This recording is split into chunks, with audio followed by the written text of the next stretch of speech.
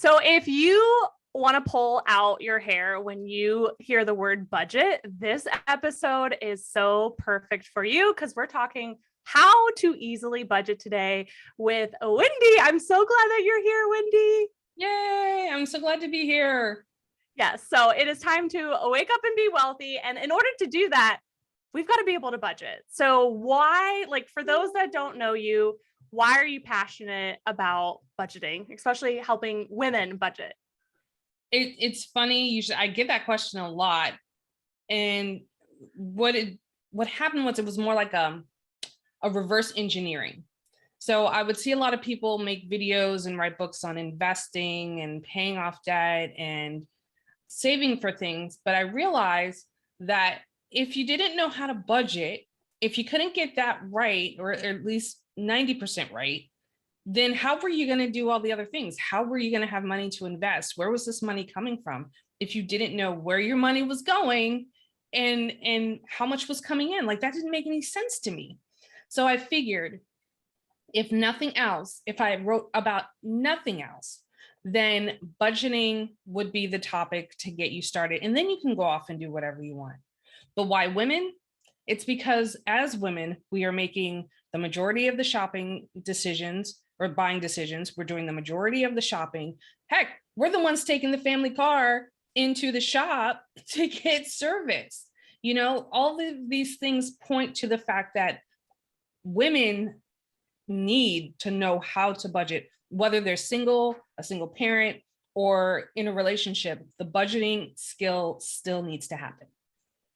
I could hug you right now because I feel the same exact way. Like it frustrates me when I see these people talking about these things and I'm like, but you need to know how to budget. You need a business in order to invest. Like we need extra cash, right? It's Right. all about that cash flow. And so I love what you're up to because it's so needed. And I feel like women are really afraid to pull a seat up at the wealthy table. I know I was. Mm-hmm.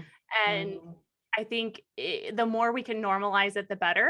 So for those that are afraid to pull up a seat at the budgeting table, give us some advice. Like, what are your like go-to hacks, tips, tricks? What really works well for you? Well, this one isn't really a hack, but it's just a necessary part of the budgeting process, which is tracking your expenses and your income. You just have to know what's coming in and what's going out, because if you don't, you can't make a good decision about what should stay in the budget, where you need to better balance the budget, whether or not you actually need to cut out Hulu. Do you? I don't know. I don't know what the rest of your expenses look like. Maybe you can afford that fancy coffee every day, but you just were leaking money like water through your fingers. Who knows? But you have to track. And whether you track that in an app or pen and paper or the notes app on your phone, you absolutely have to know what's coming in and what's going out. Well, and I think it's people are afraid to start looking at it. Mm-hmm. They know what they're about to see. Like I like the joke that if you were to check my bank statement, it looks like a food diary. It's so easy to swipe the card at Starbucks. Right. Order something on DoorDash nowadays, right? Like, and it's not even just that. Like, if I've got cash in my pocket, I feel like I have to spend it. Yeah. So it's not until I see a certain balance in my bank account that I'm like, oh, I should probably cut back on that. Like, and this is why a lot of people start using cash envelopes or digital cash envelopes so that they can say, all right, here's the amount of money that's going to eating out. Here's the amount of money for stuff I forgot to budget for, because that's a very important category. And again, it's taking control, but I understand the fear of not wanting to see where your money's going, because we have this idea that a budget's going to tell you what you can't do, where you can't spend your money, because all these financial gurus keep saying, you got to cut out the avocado toast.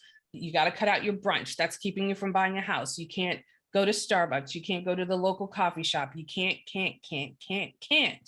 But I'm interested in what you can do. And you're not going to know that until you actually put it all down on paper or in your favorite spreadsheet software. Right. Right. That's really refreshing to hear. That feels way more empowering than we're going to look at your budget and tell you all the things you can't do. Because I think as adults, we don't want to do that. Right. So we're being Right. rebels by not looking at the budget. But you're saying, let's look at the budget so we can really figure out how you can live the life that you want to live. Exactly. And that's why on the back of my book, the first line says, keep your lattes. Because I'm not about to take your lattes from you. I drink my lattes. I drink my fancy teas and whatever. Like, but the thing is that I know how much money I have and how much money I can afford to spend on those things. And I do what's called value-based budgeting. So a lot of people will set out to create a budget and they'll use arbitrary percentages that someone said that they should spend. They should spend no more than 50% on wants, or on needs, and then no more than 30% on wants, and then 20% on everything else. That may not work for you. It works for some people, but that may not work for you. So what I advocate is value-based budgeting, where you're actually putting together the money in a category based on how you value it in your life. If you value eating out for a particular reason, maybe you should keep money for that. If you value buying physical books or ebooks or audiobooks, whichever, keep money in the budget for that. But never forgetting that you still need money to accomplish your other goals. I love that so much. It's so good. Well, and I think I feel like we can be a match made in heaven because I talk about the budgeting is so important. And then we've got to increase your revenue because Yes, like we can only budget so much, right? Like once you do get in the habit of that, fantastic. But then we've really got to step up and build your business. So that way we have more cash to be able to budget, right? That's when it gets fun. Like, yes, because a lot of people, what they'll find out is they'll go to do the budget and they'll realize it doesn't balance, not because they haven't cut enough, but because they don't make enough. And whether that's going to get a raise at your job or starting a business or both, I'm a big advocate for both. Right. Those things will help propel you towards your goals faster because, like you said, you can only cut so much. Like I went without Hulu for like a month and a half. And then I was like, all right, we need to turn this back on. Like we just need to find a place for it in the budget. Yes. Well, and I think the smaller items we can get really creative. It's the bigger ones can go or we can reduce them. Like there's always it's amazing. The more time I spend with my money, I get really creative. Like how can I make this happen? Like what can I do? I really do, like to your point, I value this. So how can I create some win-win here to be able to keep it in my budget? Exactly. And that goes back to a favorite discussion my husband and I have, which is, do you do it yourself or do you pay someone to do it for you? Ooh, that's a good point. Yes, because he is all about the DIY. Okay. I am not. I am all about paying a professional to do what professionals do. Because generally speaking, it's going to take me longer, cost me more materials. I'm not an expert at doing it. So if I have the means, I'm going to hire people to do it. I can change the oil on my car. I learned how to do that in high school.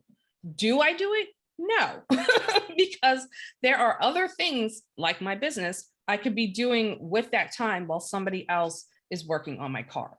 Oh, I love that. I think women are all about really finding ways to add more like services. Like I know I get excited when I can have somebody else do my laundry. I'm like, yes, I've made it in the world. Yes. When I realized we could afford to have someone come in and clean this house, oh my gosh, I was so excited. And then I was afraid to tell my mother because I didn't want her to judge me saying, why can't you clean your own house? Well, I have back problems and this is a 2,500 square foot home. It would take me way longer than hiring two people to come in once a month to do the same thing. Right. Well, and it blows my mind. There's people that love to clean. They're out there. Yes. They are so giddy to come to your house and they're going to get it done in half the amount of time and be so excited about it rather than you and I like loathing it. So exactly. And I wish at this point I could hire out the laundry, but that's my husband's job. Okay. So it's not on you. That's good. That's good. Right. But women are so afraid of not being relatable. They feel like they have to run the house and run the business and take care of all these things that are pulling them away from the things that would make them the most money, or the things that would make them the most productive. As though we keep perpetuating this myth of Superwoman. Superwoman's tired, okay? Superwoman needs a spa day and needs to actually be able to concentrate on her business and not worry about mowing the lawn or what someone's going to think if she hires someone to help homeschool her children or clean the house. I love when you said Superwoman is tired, because Mhm. it's so true. And it's like, let's make us happy for once. Like, Right. can we normalize that? Can we get that trending? Like, it's because like when you start to pour into your cup, like truly, it really does make a difference. Like you come back to your Right. business more energized, you're excited to look at the budget, like it all connects. And the Right. more Someone I know often says that tired eyes can't see clearly. that's so Yes. juicy. Tired my God. eyes can't see clearly. Okay, like if you're listening to this and you are driving, you may need to like pull over and write that down. That is so good. And you're so right. Mm-hmm. Mm-hmm. Yeah. We've got to take some rest. You have to take rest. You have to be refreshed. You have to be able to look at things with fresh eyes, with a new perspective, and in order to even be able to give it your best, because you can't give your best to 50 things at one time, one thing at a time. Then you can move on to the other things. But build up that business so that you can hire out, so that you don't have to ask your family, can they take time out to do this thing that you need to do? Maybe they want to help, maybe you don't have somebody to help. But when you build up those streams of income, you have now created opportunity and time freedom. Mm-hmm. It's so good. So I love hearing people's stories. So what is your story? Tell us more about you, how you got to this point, where you're heading, all about you, all about Wendy. Wendy has had a lot of interests over the years. I went to college at the United States Naval Academy, and I spent 3 years after that as a naval officer. I didn't know a thing about money. I was never really taught, except for a week-long class in high school, about living on your own, to which I quickly forgot everything. Right. Right. So I had to learn on my own how to budget, how to manage money. I eventually got a second bachelor's in business administration, and that helped a little bit, but that was a long time ago. I'm not going to tell you how long, but it was a long time ago. Right. So I kept reading the books. I kept watching people like Susie Orman and Mary Hunt. I was like, okay, what about debt-free living? What about spending accounts and sinking funds and emergency funds? Oh my, there's so much. But what I couldn't find was someone who really spoke to me.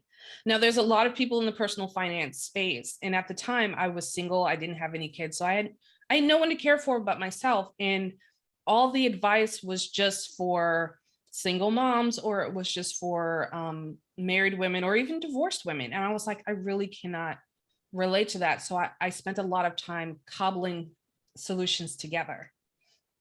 And last year, I had set out on this journey to write a book. Actually, I was going to write a series of books.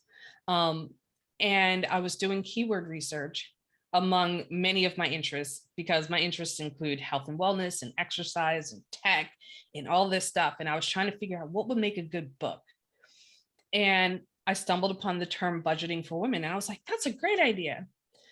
And then that sat there on my computer, the outline, the cover art, everything just sat on my computer for almost a year. And then this past February, I was reading an ebook that talked about making money from publishing ebooks. And I was like, well, I've got one sitting on my computer. All I have to do is just complete the outline. And I put the book on pre-order and didn't tell anybody. This is the Budgeting for Women book. Didn't tell anybody. And my business coach was like, why? Why aren't you telling people? How do you expect to sell books if you don't tell people? But I was under this impression that I was bothering people. Like every other business that I had started, I didn't want to talk about it because I felt like I was talking about me rather than helping and serving people. And what I had to realize was this was another way to serve people. The information contained in this book was a way to serve women and help them with the thing they need help with. So it would be selfish of me to keep it to myself. So I started to tell more people about the book. I wrote it in a day. I started it, then scrapped everything, and then came back another day and then wrote the whole thing. Sitting in Starbucks, by the way. Yeah. Living the dream. Yeah, living the dream, writing in Starbucks. And I remember that weekend after I submitted that final draft into Amazon, and I was panicking. I was like, oh my gosh, what if I forgot something? What if somebody leaves a review and says this is the worst book ever? What if it doesn't teach people the thing I want to teach? And my husband was like, you can always update it. And I was like, oh yeah. Mind blown, right? You're like, what? Right. It's a digital file. I can upload it and update it. So the book released the next Tuesday, and I've just been so excited that, with the feedback that people have been giving me about the topic, about my writing, because as a writer, you get very in your feelings and you think everything you write is trash. But again, it was me picking something I was interested in that had been a struggle for me and saying, well, if it's a struggle for me, it's probably a struggle for other people. So I'm just going to write this book. So hopefully it helps other people. I love that so much. I know it's very needed and appreciated. And I love that you talk about the value pricing. Any other sneak peeks you want to share that are revealed in the book? Well, some tease. There is a part in the book that does help you if you're in a relationship or if you're married and your partner does not want a budget. Oh. Yes. So I'm not going to spoil it for you. You got to check out the book. Oh, that's a juicy hook. Yes. But that is a very, very common question. It's something I've dealt with my husband as well. Not because he doesn't like to budget, but he felt it was his job to do everything. And when he didn't do it, he felt bad. And he was not the money nerd. So I'm like, hey, hand it off to the money nerd and, things will be so much easier for you. You just, read the book. Yeah, I love that. I love that. So they can find it on Amazon. Absolutely. And it literally, if you type in budgeting for women, last time I checked, that's how it comes up because that is the title. Yay. So simple. I'll make sure it's linked in our show notes too, to make it easy for people. Where else can people find you and connect with you? You can find me on Facebook, Instagram, Twitter. My handle is Mrs. Wendy Coop. So MRSWENDYCOOP. I love it. And what is the best piece of advice that you've ever been given? It can be about budgeting, money, anything in life. I always, whenever someone asks me that question, I always tell this one. Don't wear ankle socks with boots. Oh, that's what my mom told me. And she has not lied. I love that. I love that. That's so good. So no ankle socks with boots. Noted. Nope. Don't do it. You will hate your life. Don't do it. Well, it has been such a pleasure catching up with you. I'm sure we're going to have you back because we were trying to brainstorm what we were going to talk about today, and we had lots of topics. So yeah, I have a feeling you'll be back, but go grab Wendy's book. You will not be disappointed. I think that hook of how to budget, even if your significant other doesn't, is like, we need to know those deets. So go grab the book, say hi to Wendy, and we'll see you on the next episode. Thanks, Wendy. Thank you.